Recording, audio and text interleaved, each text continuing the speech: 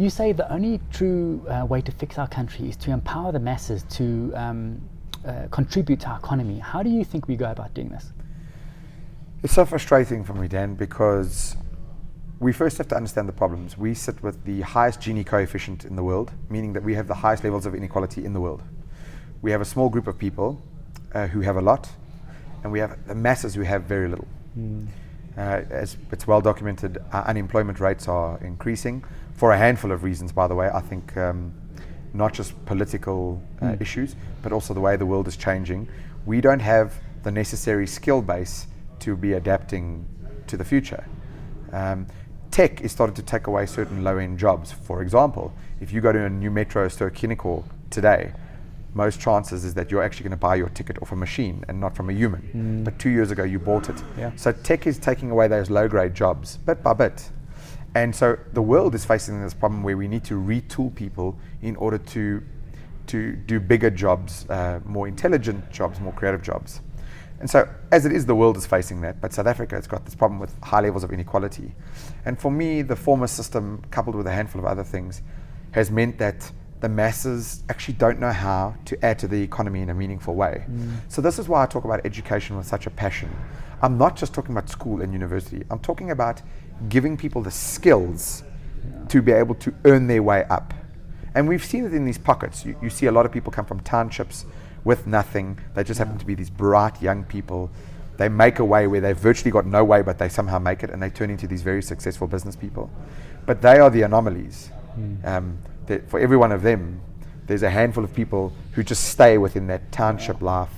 You know, they stay never really adding, and they actually become a burden on the state. We've got this issue right now where we have more people on grants than we have off them.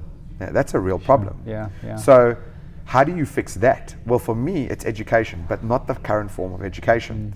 Because you can't go to someone in Alex or Soweto and say, listen, you could change your life, but you need 100,000 Rand to get your degree. It's like chicken and egg scenario.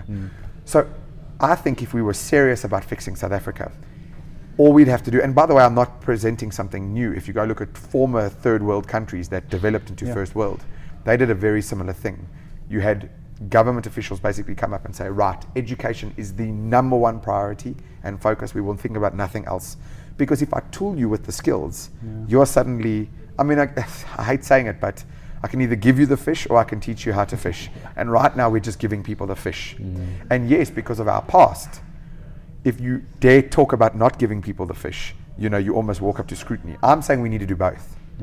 In the short term, give people the fish because of what happened in the past. I'm saying long term, you're doing ourselves no favors as a country by not teaching them how to fish. And so I just wish if everybody could see it like that, every person in South Africa, not just companies, but people individually would take it as their own priority to fix education. And I guess that's what made me start Suits and Sneakers, of saying, well, I don't think government's going to do it. Right now, big business is simply embroiled in doing what they do. It's up to guys like you and I to fix it. And all you need is an internet connection on your phone. And ironically, as you point out, the convergence of technology means it's never been easier. So it empowers people like you and me that if we gather just enough people and enough momentum to understand what you just said, we could actually do something about it, as opposed to wait for millions and millions of rands or even billions to fix the formal education system. And I guess that's in a nutshell why I'm so driven about this. Because I live here, you live here, you got kids, I want kids.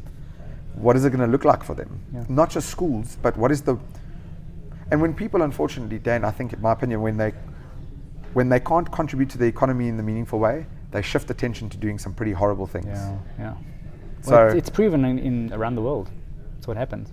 So if, you know, I can't stress enough, if people don't think it's their deal, I always say to people, you don't think it's your deal? You know, it's like, I've got a job, I pay my taxes, not good enough. Do a little bit more. And so I'm trying to create a platform where I can enable you to play even a small part in doing it and help yourself in the same way.